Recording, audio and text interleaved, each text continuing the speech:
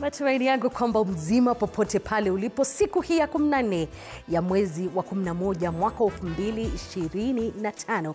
Kwa namna hiyo nikikusabai popote pale ulipo na kukaribisha katika awamu hii ya TV47 Weekendi, tuandamane hadi tamati. Lakini kwa sasa haya ndiyo yaliyomo.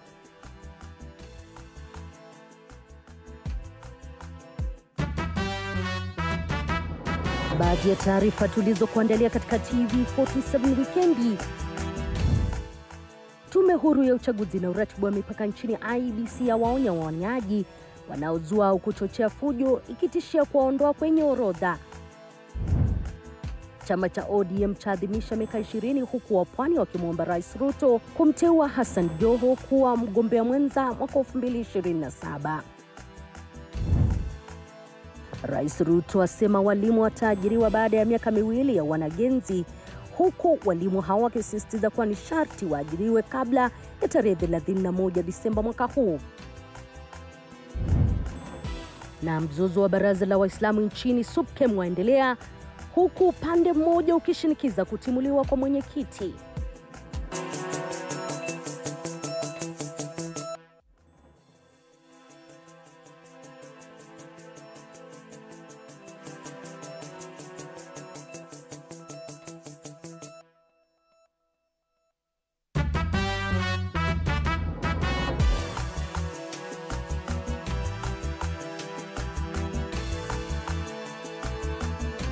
Naam, karibu popote pale ulipo katika kaunti zote 47. Jina langu Elizabeth Mutuku.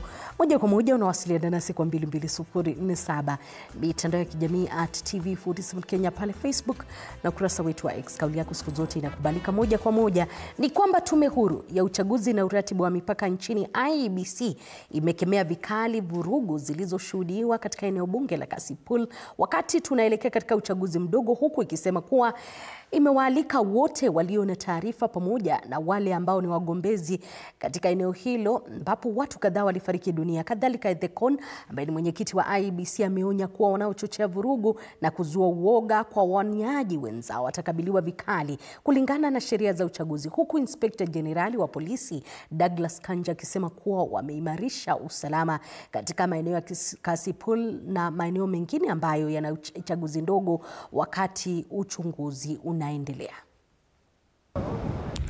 Hatimaye tume huru ya uchaguzi na uratibu wa mipaka nchini IEBC imevunja kimya kuhusiana na vurugu ambazo zimesababisha maafa katika eneo bunge la Kasipul. Mwenyekiti wa tume hiyo Erastus Ethekon akikemea vikali vurugu hizo na sasa akiwaalika wahusika wa vurugu hizo sawa na walio na taarifa kufika mbele yao kutoa taarifa zaidi, japo akiweka bayana kuwa hilo halitakubaliwa. We have empaneled the Code of Conduct Enforcement Committee, which will commence its work on Monday, to summon those candidates in Kasipul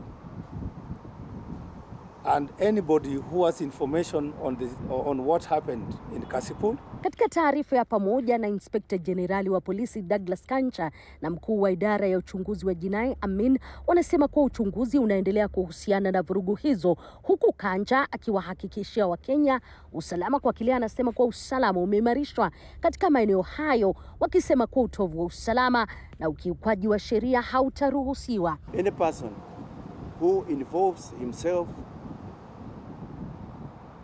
in a manner that causes breach of the law, the National Police Service will not allow, and we are going to do our work as guided by the Constitution. Kadhalika Ethekon ameonya wote wanaotishia baadhi ya wawaniaji kama ilivyoripotiwa katika eneo bunge la Mbeere Kaskazini kuwa hayo hayatakubalika, na iwapo mwaniaji yeyote atabainika kuhusika na vitendo vya kuzua vurugu na kukiuka sheria za uchaguzi huenda hata akapigwa marufuku kisheria. All the candidates and their political parties are free to campaign peacefully anywhere within their jurisdictions. Any breaches of the code of conduct, of course, will attract penalties, will attract some form of punishment.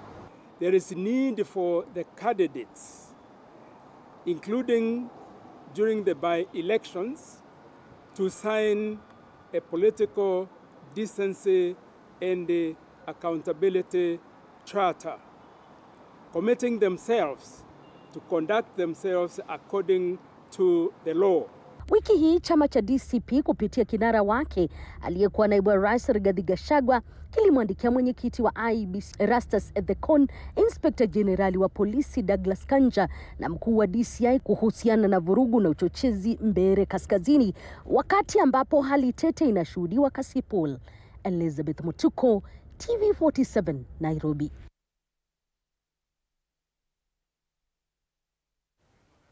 Kwingineko ni kwamba Jaji Mkuu Martha Koome na majaji 4 wa mahakama ya upeo wamepata ushindi wa kisheria baada ya mahakama kuu kupiga breki kesi inayolenga kuzuia uteuzi wao kushughulikia ombi linalohusiana na taratibu za tume ya huduma ya mahakama GSC.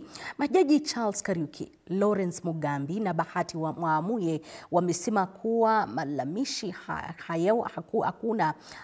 hayakuwa na hoja halali za kuhitaji uteuzi wa jopo jipya. Mahakama ilikanusha madai ya upendeleo na ukosefu wa ujuzi, ikiweka bayana kuwa hoja zote hazina msingi wa kisheria. Walisema wazi kuwa majaji wote wa mahakama ya upeo wana uwezo sawa na wa kutosha kushughulikia ombi hilo. Kesi kuu sasa itasikilizwa tarehe 27 Februari mwaka 2026, hatua itakayowezesha zaidi uamuzi wa kisheria kuendelea bila kizuizi.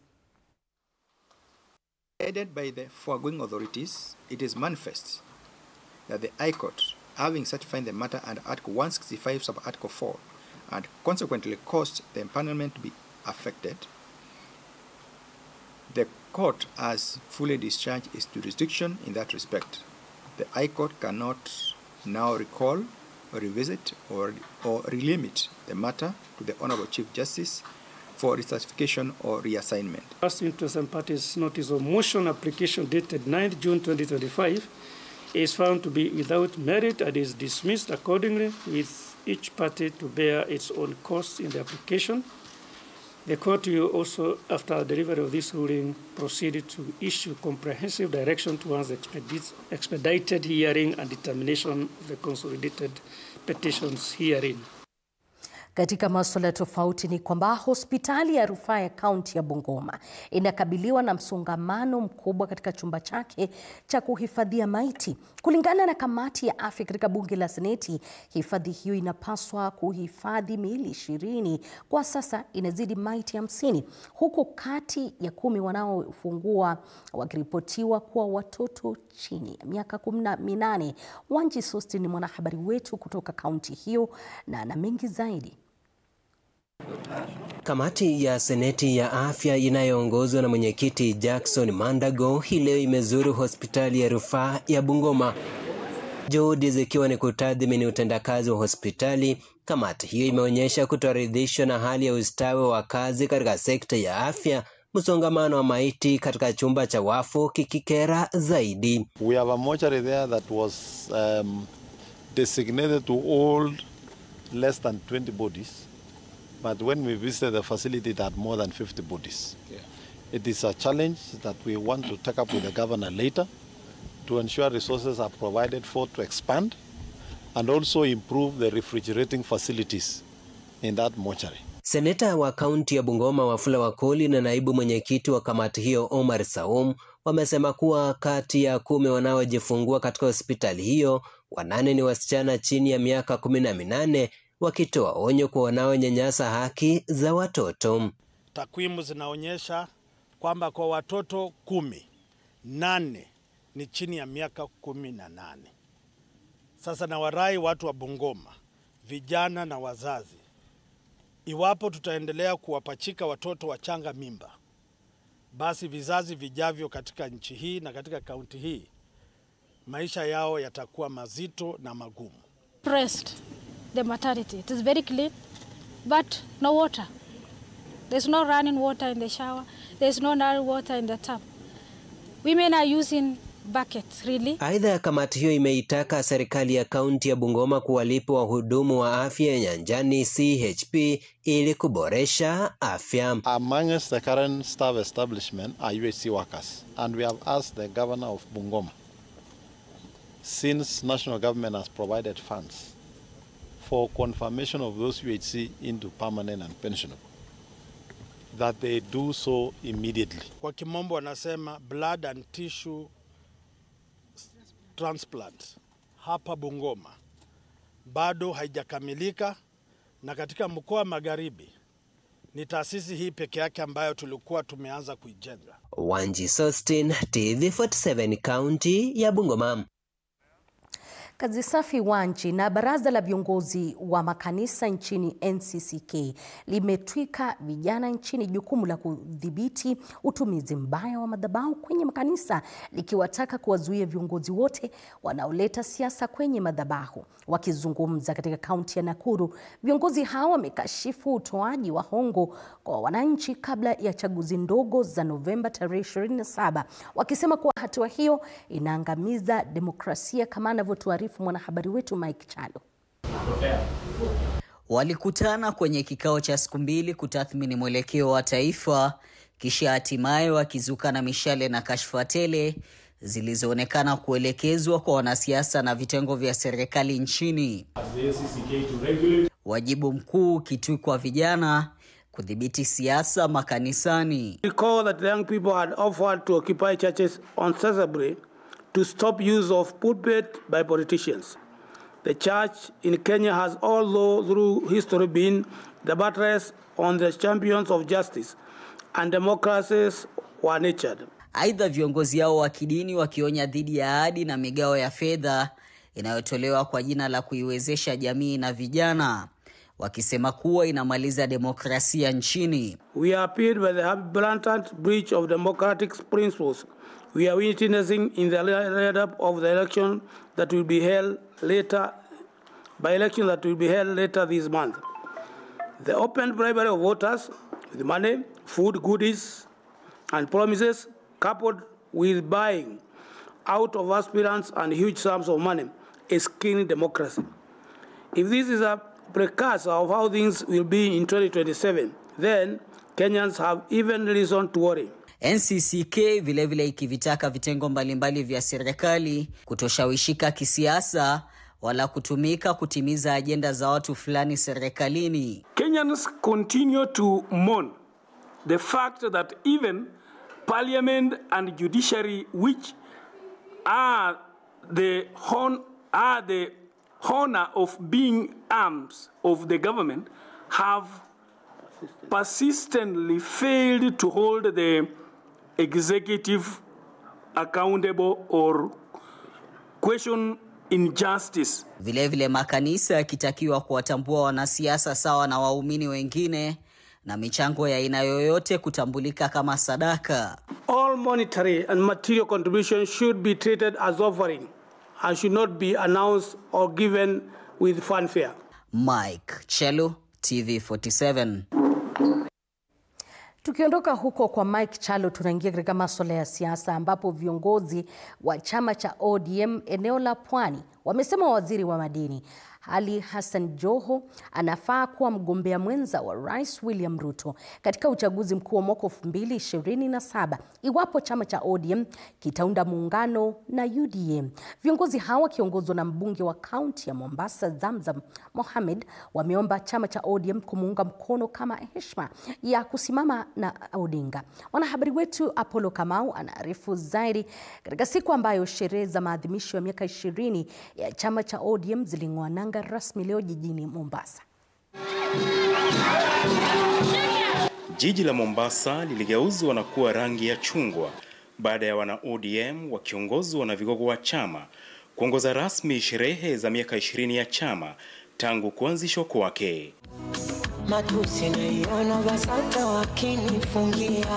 Waziri wa madini na aliyekuwa gavana Mombasa Hassan Joho akiwa kwenye darubini baada ya viongozi wa ODM Pwani kutangaza kuwa Joho anafaa kuwa mgombea mwenza wa Ruto mwaka 2027 iwapo vyama vya UDA na ODM vitaunda muungano. Na hapo 2027 we will claim our position in the government, in the government. Sisi tuko na wetu, tutamweka pale, lazima sikike Hassan Ali Joho lazima apewe heshima yake. Mimi ni mwito wangu kwa wale wenzetu wa Nyanza na sehemu nyingine. Sisi tumewasupport kwa miaka mingi, mara hii tunasema uongozi wa ODM uwe nyuma ya Hassan Ali Joho kwenye bendera ya kushika, hata kama atapewa deputy president wa taifa hili, kama tutaingia kwenye coalition, sisi tunasema apewe Hassan Ali Joho kwa sababu yeye ana ile tajriba ya kuweza kuweka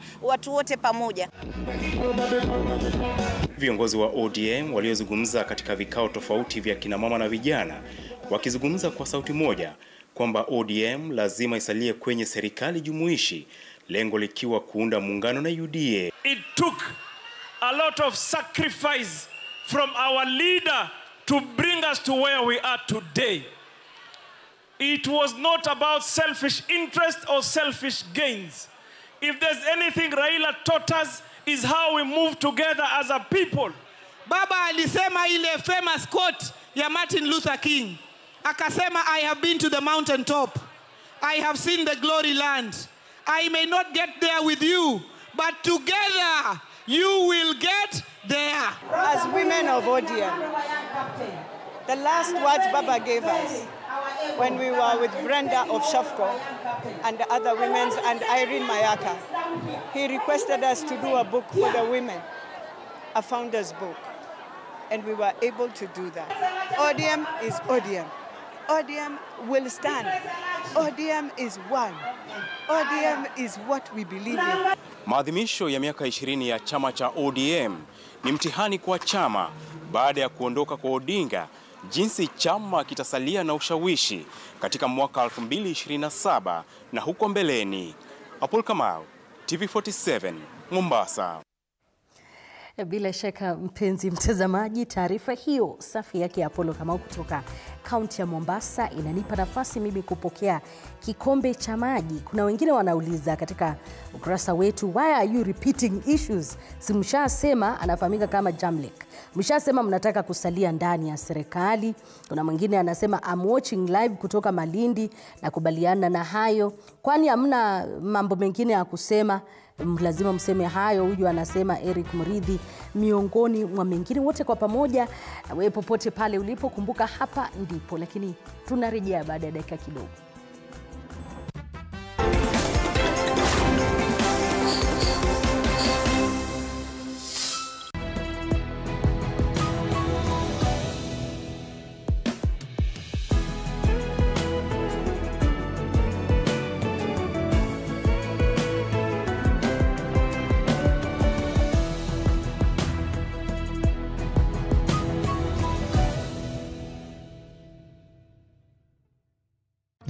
Excuses. It's time to rise, grind, and own your mornings. Join Coach Shadrach Ouma every Monday to Friday from 5:30 to 6 a.m. only on TV47.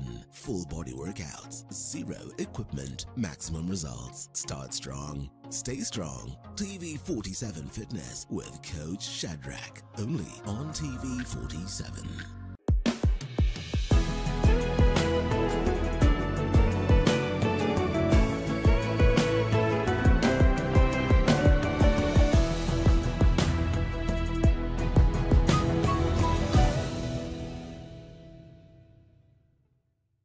Looking for the perfect way to kick off your weekend? Pole. Hiyo ni salamu ya Mluya kabisa. Tune in to Friday with Betty, the most exciting show on TV. Betty, one tear gas. Betty, I don't know where this guy's going. From the latest news and trends to unforgettable moments.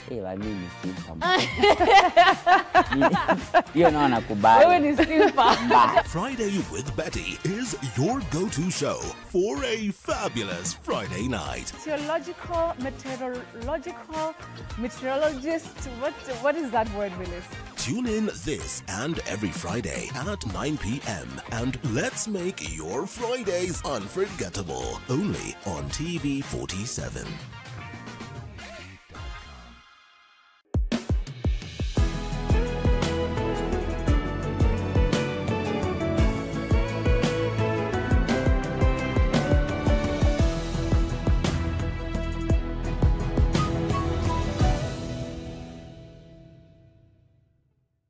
Enjoy uninterrupted live streaming of your favorite programs on TV47 and Radio 47 on the go with our new mobile-friendly website. Experience the future of broadcasting. Visit www.tv47.digital or scan this QR code and stream your way to endless news and entertainment. Welcome to the home of untold stories.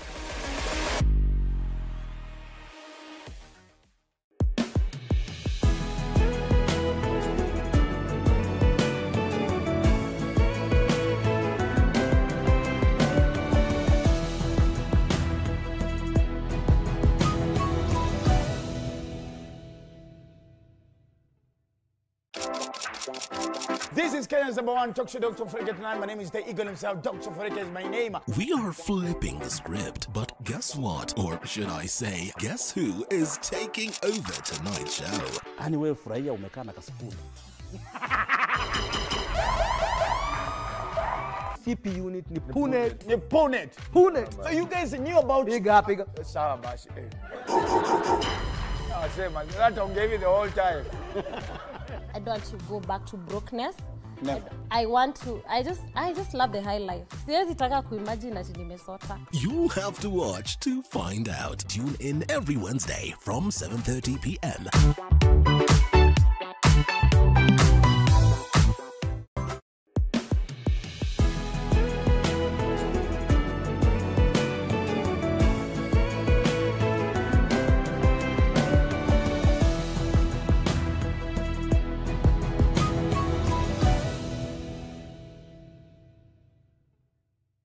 Start your day with Relationship Wednesday from 8 a.m. to 9 a.m. with Ann Odida. Dive deep.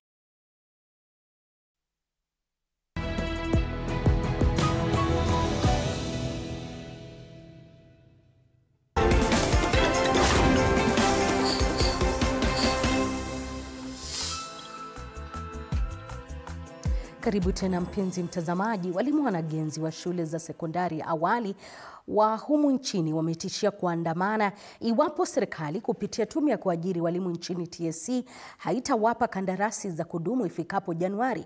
Mwaluse Meshak ametangamana na baadhi yao na kutuandalia taarifa ifuatayo.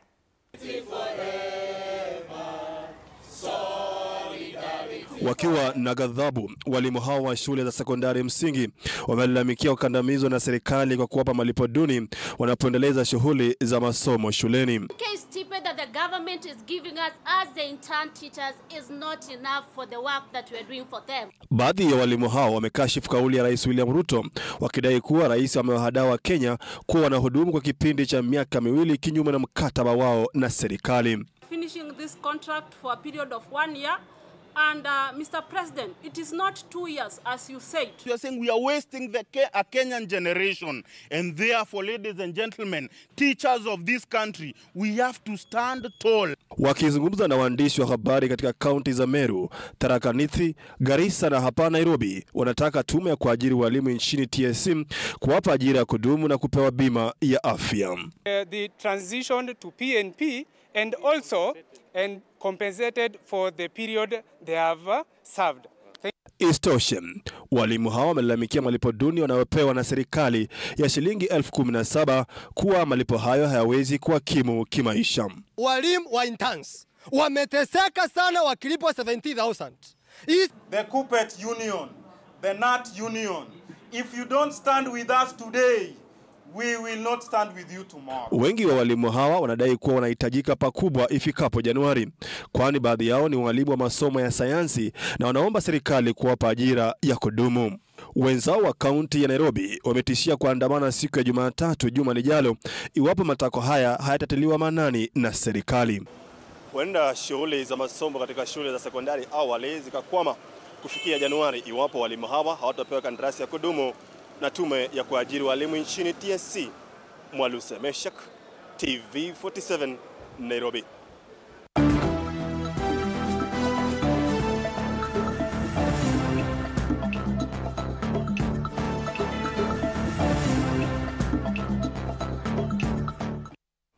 Na tukidunda viwanjani ni kwamba mabondia tofauti wanaendelea kujiandaa kwa mashindano ya dondi ya Nightmare in Nairobi ambayo yameratibiwa kufanyika tarehe 21 mwezi huu hapa jijini Nairobi. Mwanahabari wetu wa michezo Duncan Mutua amefuatilia hayo na kutuandalia taarifa ifuatayo.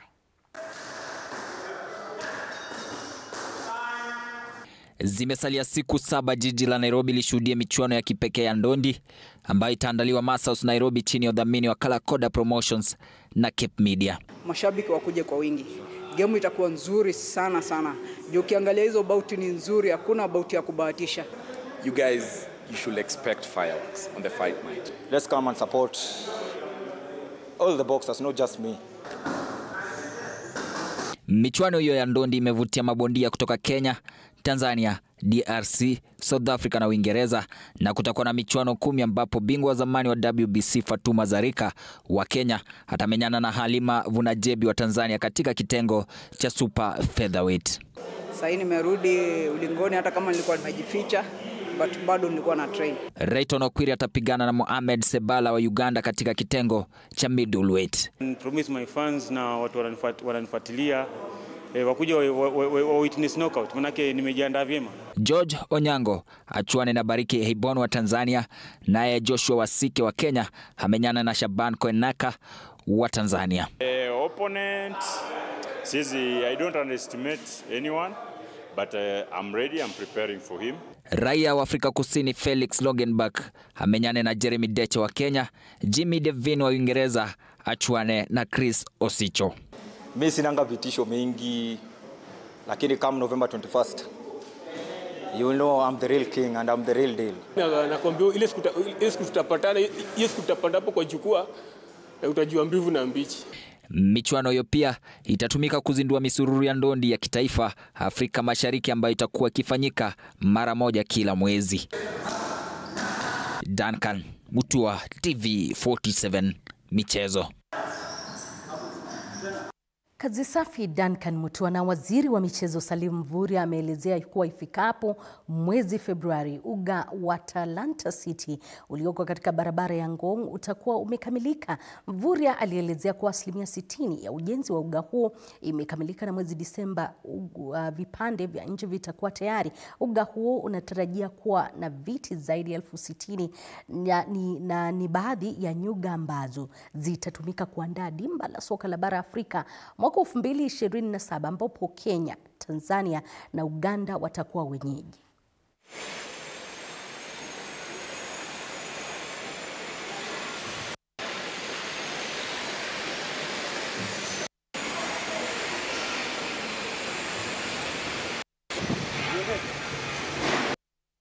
On the overall, we are now at 66% as of now. And we are in good progress to ensure that all the deadlines are going to be met. So by end of December, the external works and the physical infrastructure of the project will be done. But of course, this project is not just the stadium. You know, we are looking at auxiliary works. KPLC will have to come here. And many other ministries are also going to come to support the operationalization of this project. And therefore, in terms of operationalizing this project, we should be operationalizing this by February. Bila shaka mpenzi mtazamaji, siku zote wanasema kilicho na mwanzo kina mwisho. Kufikia hapo, mimi Elizabeth Mutuku na mfasiri wangu kwenye meza ya lugha ishara ambaye ni Valin Owino, hatuna budi kukamilisha awamu hii. Saa 3 utakuwepo hapa Betty Chalo na mengi zaidi kuhusiana na yale ambayo yamejiri na zaidi kuangazia mengi kuhusiana na yale ambayo pia yanachipuka. Usicheze mbali. Kwa heri kwa sasa.